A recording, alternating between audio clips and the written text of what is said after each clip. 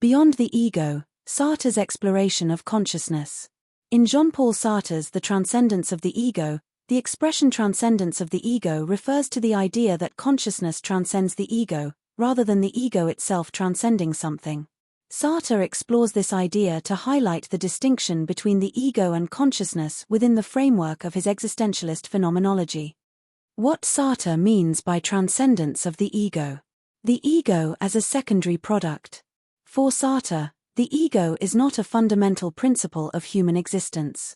The ego is, according to him, a retrospective construction, meaning it is constituted by consciousness when it reflects on itself, often under the influence of the gaze of others. Therefore, the ego does not exist as a primary or essential entity but is formed within the framework of consciousness that becomes aware of itself, through time and social interaction.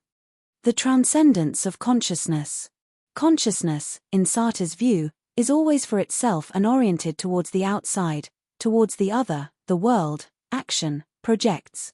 It is thus always in a movement of projection towards the outside, which is called the transcendence of consciousness.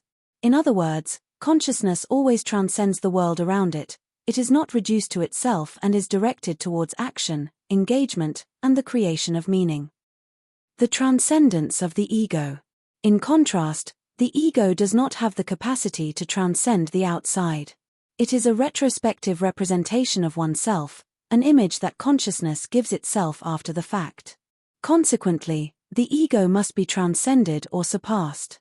This means that an individual must free themselves from the ego, from the illusion of a stable identity, and recognize that they are not simply the image or representation they have of themselves.